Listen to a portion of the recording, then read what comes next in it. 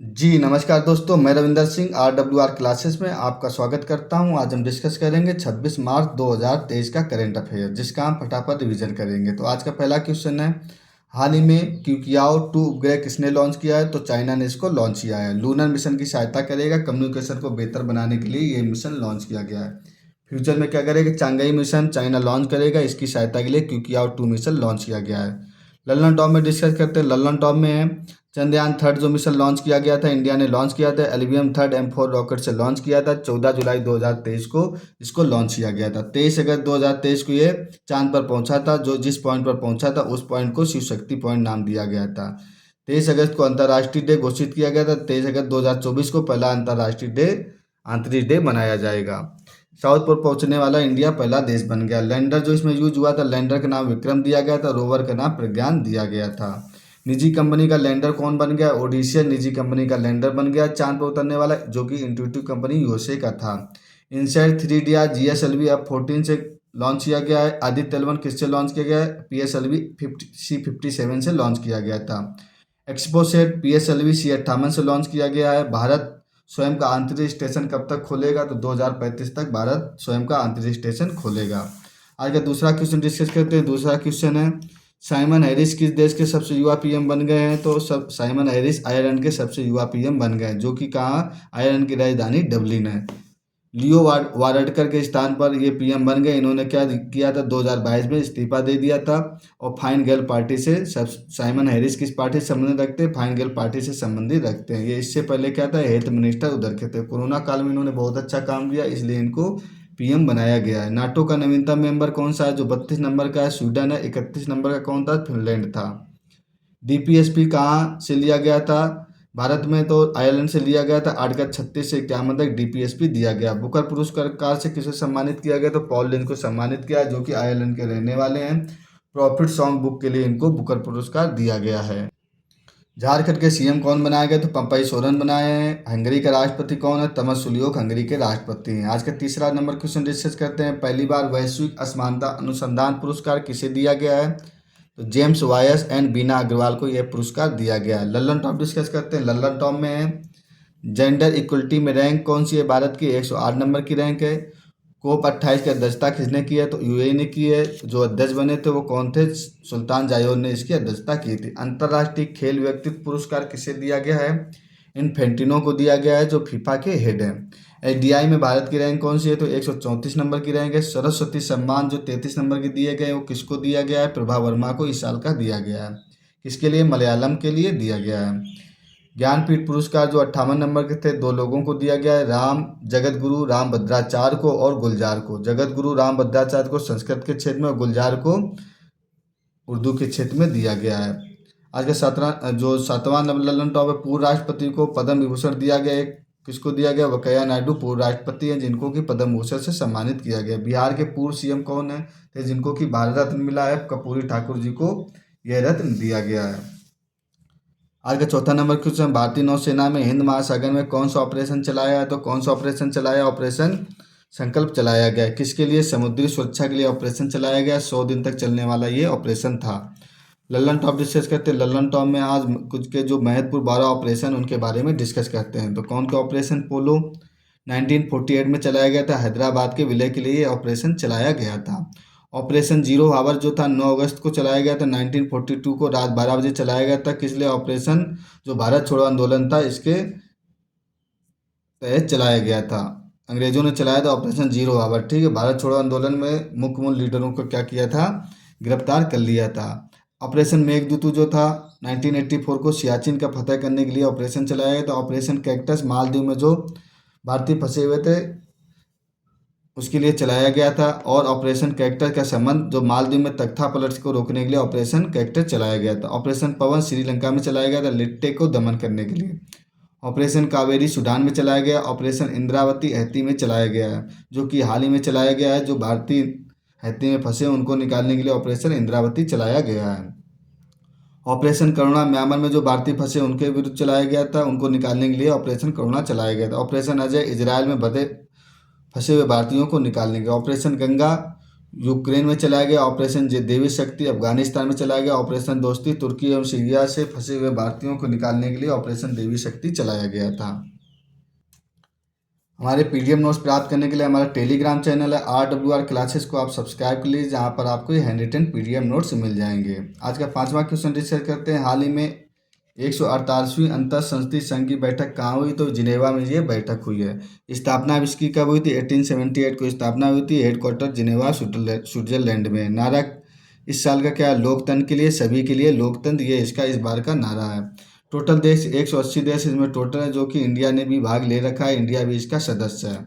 India की तरफ से जिसने भाग लिया है वो कौन है? हरिवंश नारायण सिंह, जो कि भारत के राज्यसभा के उपसभापति हैं। हरिवंश नारायण सिंह, इन्होंने इसमें भाग लिया है। लंदन टॉप डिस्कस करते हैं। 147 नंबर की जो बैठक हुई थी वो कहाँ हुई थी? अंगोला में हुई थी। 2023 में इसने क्या ओपेक से एग्जिट होने के लिए बाहर हो गया है। ओपेक से एग्जिट होने वाला देश कौन सा बन गया? अंगोला बन गया है। और 2023 में जो इसकी बैठक हुई थी, अंतर संसदीय संघ की बैठक कहाँ हुई थी? अंगोला में 147 नंबर की बैठक हुई थी। G20 2024 का होस्ट देश बनेगा वो कौन बनेगा? ब्राज़ील बनेगा। G20 2024 की बैठक कहाँ होगी? ब्राज़ील में होगी। G20 का नवीनतम मेंबर जो अभी हाल ही में शामिल हुआ है वो कौन हुआ? अफ्रीकन यूनियन हुआ है। आसियान का जो नवीनतम मेंबर कौन है? तिमोर लिस्ट है। एससीओ का नवीनतम मेंबर ईरान है। IMF का नवीनतम मेंबर एंडोरा है, जो 190 नंबर का मेंबर है। IOC की बैठक इस साल कहाँ हुई है? तो मुंबई में हुई है। यूनेस्को 2024 की बैठक कहाँ होगी? भारत में होगी। G20 2023 का होस्ट कौन था? तो भारत था। भारत मंडपम नामक स्थान में G20 की बैठक हुई थी। नए संसद भवन के वास्तुकार कौन है? जो विमल पटेल हैं। लोकसभा में 888 सीटें हैं और राज्यसभा में 384 सीटों का आयोजन किया गया है। तो लोकसभा में 888 लोग बैठ सकते हैं और राज्यसभा में 384 सीटों का आयोजन किया गया है। आज का छठा नंबर क्वेश्चन डिस्कस करते हैं। छठा नंबर क्वेश्चन है, पेरिस ओलंपिक 2024 में भारतीय दल का नेतृत्व कौन करेगा? 2024 में जो पेरिस में ओलंपिक होगा उसके भारतीय दल का नेतृत्व शरद कमल करेंगे। ठीक है, ये कौन है? टेबल टेनिस के प्लेयर है। इनको हाल ही में मेजर ध्यानचंद पुरस्कार से नवाजा गया है। तो मेजर ध्यानचंद पुरस्कार किसको मिला है? तो शरद कमल को 2022 का पुरस्कार दिया गया था। पेरिस ओलंपिक जो ओलंपिक्स जो फर्स्ट टाइम हुए थे वो कहाँ हुए थे? ओलंपिक 1896 में हुए थे। और कहाँ हुए? एथेंस में हुए थे। तो फर्स्ट टाइम ओलंपिक कब हुए थे? 1896 में एथेंस में हुए थे। 32 नंबर का जो ओलंपिक हुआ वो टोक्यो में हुआ था। इसमें भारत की रैंक 148 नंबर की रैंक रही थी। कितने नंबर की रैंक रहेगी? 48 नंबर की रैंक रहेगी। 1 गोल्ड, 2 सिल्वर और 4 ब्रॉन्ज, टोटल 7 मेडल जीते। तो 32 नंबर का जो टोक्यो में ओलंपिक हुआ था, भारत की रैंक 48 नंबर की। 1-2 का 4 इन्होंने क्या मेडल हासिल किए थे। 33 नंबर का जो होगा वो कहाँ? पेरिस में होना है। 26 जुलाई से 11 अगस्त 2024 तक इसका आयोजन किया जाएगा। भारत सेव द मिशन का आयोजन के नेतृत्व कौन करेगा? तो MC मेरी कॉम करेंगी, जो कि बॉक्सिंग की प्लेयर हैं। तो भारत सेव द मिशन का नेतृत्व कौन करेंगे? MC मेरी कॉम करेंगी। MC मेरी कॉम ने 2012 के ओलंपिक ने लंदन में जो हुआ था ब्रॉन्ज मेडल जीता था। तो MC मेरी कॉम ने ब्रॉन्ज मेडल कब जीता था? 2012 में लंदन के ओलंपिक में ब्रॉन्ज मेडल जीता था। हमारे PDF नोट्स पाने के लिए हमारे टेलीग्राम चैनल RWR क्लासेस को सब्सक्राइब कर लीजिए, जहाँ पर आपको पॉलिटी और करंट अफेयर्स के हैंड रिटन PDF नोट्स मिल जाएंगे। आज लंदन टॉप डिस्कस करते हैं। ओलंपिक खेल की शुरुआत कब हुई थी? 1896 में हुई थी। 23 जून को ओलंपिक दिवस मनाया जाता है। ओलंपिक खेल में व्यक्तिगत पहला मेडल भारत ने जो जीता था वो किसने जीता था? भारत की तरफ से KD जाधव ने जीता था। 1952 में जीता था। ब्रॉन्ज मेडल इन्होंने जीता था। हेलसिंकी में ये ओलंपिक खेल हुए थे। फर्स्ट महिला थी भारतीय जिन्होंने पहला मेडल जीता था। कर्णम मल्लेश्वरी ने जीता था। 2000 में जीता था। सिडनी में ओलंपिक हुआ था, वेट लिफ्टिंग में ये इन्होंने जीता था। कर्णम मल्लेश्वरी फर्स्ट भारतीय महिला थी जिन्होंने मेडल जीता था। और जो व्यक्ति थे वो कौन थे? KD जाधव थे, जिन्होंने की कुश्ती में जीता था 1952 में। ओलंपिक खेल में पहला स्वर्ण जो जीता इंडिया की तरफ से किसने जीता है? तो अभिनव बिंद्रा ने जीता है। 2008 में जीता। ये ओलंपिक कहाँ हुआ था? बीजिंग में ओलंपिक हुआ था। 2022 में मेजर ध्यानचंद किसे दिया गया? तो शरद कमल को दिया गया था। 2023 में किसको दिया गया मेजर ध्यानचंद पुरस्कार? सात्विक अवॉर्ड चिराग जोड़ी एक साथ जो सात्विक अवॉर्ड चिराग की जोड़ी को ये 2023 का मेजर ध्यानचंद पुरस्कार दिया गया है। वर्ल्ड टीवी दिवस कब मनाया गया? तो वर्ल्ड टीवी 2024 का कब मनाया गया? 24 मार्च को मनाया गया है। 24 मार्च को हर साल वर्ल्ड टीवी दिवस मनाया जाता है। टीवी को जो जीवाणु की खोज हुई थी वो किसने की थी? रॉबर्ट कोच ने की थी। और 24 मार्च को इनका बर्थडे होता है, इसीलिए इस दिन को क्या मनाया जाता है? टीवी दिवस मनाया जाता है। तो किसके बर्थडे पर टीवी दिवस मनाया जाता है? रॉबर्ट कोच के बर्थडे पर मनाया जाता है। टीवी किससे होता है? जीवाणु से होता है। जीवाणु की खोज रॉबर्ट कोच ने की थी।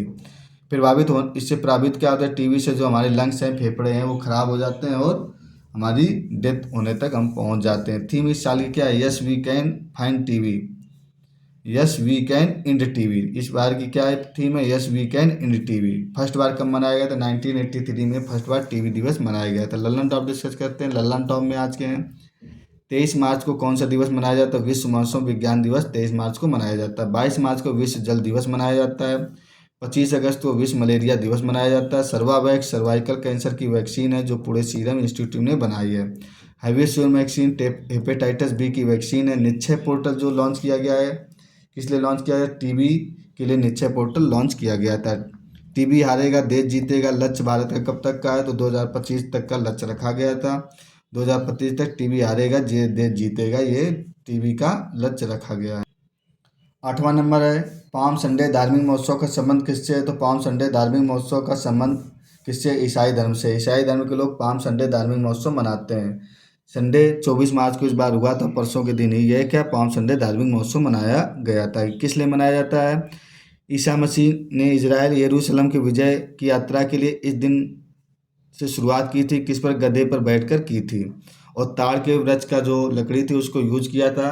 तो ताड़ का मतलब होता है पाम, इसीलिए इसका नाम क्या दिया गया? पाम संडे दिया गया। ये यात्रा कब शुरू हुई थी? संडे को शुरू हुई थी। तो ईसा मसीह ने यरूशलेम की विजय के लिए यह यात्रा शुरू की थी गधे पर बैठ के, तथा लकड़ी किसकी प्रयोग की थी? पाम यानी ताड़ की वृक्ष की लकड़ी प्रयोग की, इसीलिए पाम संडे धार्मिक महोत्सव मनाया जाता है। ये संडे को इन्होंने यात्रा शुरू की थी।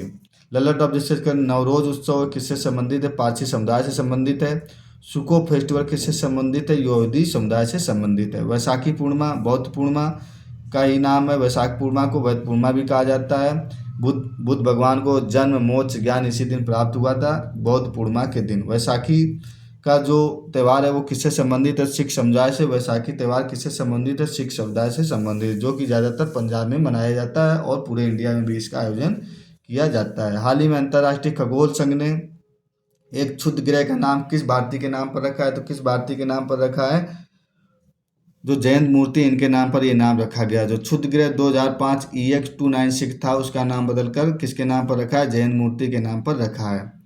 उल्का पिंड का नाम चेंज कर भारतीय के सम्मान में रखा गया था। किसके नाम पर रखा गया था? जो उल्का पिंड का नाम चेंज करके भारतीयों के सम्मान में रखा गया था, अश्विनी शेखर थे, इनके नाम पर रखा गया था। लल्लन टॉप डिस्कस करते हैं। लल्लन टॉप में आंतरिक ग्रह कौन कौन से हैं? बुध शुक्र पृथ्वी मंगल। जो 4 फर्स्ट के ग्रह होते हैं वो आंतरिक ग्रह कहलाते हैं, ठीक है। और बाद के जो हैं वो बाह्य ग्रह हैं। क्षुद्र ग्रह बेल्ट किस किस के बीच पाई जाती है? तो मंगल और बृहस्पति के बीच क्या है? क्षुद्र ग्रह बेल्ट पाई जाती है। मंगल के उपग्रह कौन कौन से? तो 2 उपग्रह हैं, फीमोस एवं डीमोस। याद रखिएगा, फीमोस एवं डीमोस किसके उपग्रह हैं? तो मंगल के उपग्रह हैं। सबसे छोटा ग्रह कौन सा है और सबसे बड़ा ग्रह कौन सा है? तो सबसे बड़ा ग्रह बृहस्पति है। सबसे छोटा ग्रह कौन सा है? ये उल्टा लिख गया, इस पे करिएगा बृहस्पति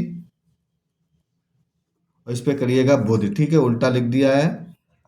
तो सबसे छोटा ग्रह बुध है, सबसे बड़ा ग्रह बृहस्पति है। जो सबसे गर्म ग्रह चमकीला ग्रह भोर का तारा सांझ का तारा किसको कहा जाता है? शुक्र को कहा जाता है, ठीक है। तो सबसे छोटा ग्रह बुध है, सबसे बड़ा ग्रह बृहस्पति, सबसे गर्म ग्रह शुक्र है। आज का 10वां क्वेश्चन डिस्कस करते हैं। चुनाव आयोग ने विकलांग व्यक्तियों के लिए कौन सा ऐप लॉन्च किया गया है? तो इस ऐप के बारे में आप लोग एडवर्टाइज करिए। जो आपके विकलांग लोग हैं उनको क्या है, वोट डालने के लिए कौन सा ऐप लॉन्च किया गया? तो सक्षम ऐप विकलांग व्यक्तियों के लिए ये ऐप लॉन्च किया गया है। किस लिए लॉन्च किया है? हर किसी को वोट डालने की सुविधा मिल सके, इसलिए कि विकलांग व्यक्ति जो हैं 85 ईयर से ओल्ड हैं या विकलांग हैं, जिनकी एज 85 वर्ष हो चुकी है या 45% से ज़्यादा दिव्यांग है, विकलांग है, उनको ये ऐप लॉन्च कर से वो वोट डाल सकते हैं। तो सक्षम ऐप लॉन्च अपना मोबाइल में ऐप लॉन्च कर सकते हैं। जिसको वोट देना है आप वोट दे सकते हैं। इलेक्शन कमीशन इंडिया ने 25 जनवरी 2050 की स्थापना की थी, ठीक है। तो इलेक्शन कमीशन ऑफ इंडिया की स्थापना कब हुई थी? 25 जनवरी 1950 को हुई थी, ठीक है। इसी दिन 25 जनवरी को वोटर डे मनाया जाता है। तो अभी हाल ही में 7 चरणों में लोकसभा के इलेक्शन होने, इसीलिए ऐप लॉन्च किया गया है। C vigilance, encore app, know your candidates app, तीनों ऐप किसने लॉन्च किया है? C vigilance, encore app, know your candidate apps election commission of India ने लॉन्च किया। लल्लन टॉप में क्या ई साक्षी ऐप जो है एमपी लेट के प्रशासन के लिए ई साक्षी ऐप लॉन्च किया गया है। Suswagatam portal supreme court of India ने लॉन्च किया ई स्वाति पोर्टल। तो याद रखिएगा सक्षम पोर्टल जो लॉन्च किया गया है, चुनाव आयोग ने इसको लॉन्च किया गया है। आज 11 नंबर है पॉइंट, पीएम मोदी ने भूटान में गिलायत सुयेन जेतसुन बेमा मातृ एवं शिशु अस्पताल का उद्घाटन किया है। तो 2 अस्पताल का पीएम मोदी ने भूटान में उद्घाटन किया है। तो वो अस्पताल याद रखिए, गिलायत सुयेन जेतसुन बेमा मातृ एवं शिशु अस्पताल। हमारे पीडीएफ नोट्स पाने के लिए हमारे टेलीग्राम चैनल है RWR क्लासेस को सब्सक्राइब कर लीजिए, जहां पर आपको हैंड रिटन पीडीएफ नोट मिल जाएंगे। ठीक है, पॉलिटी और करंट अफेयर्स के पीडीएफ नोट्स और फटाफट रिवीजन मैं आपको प्रोवाइड कर रहा हूँ।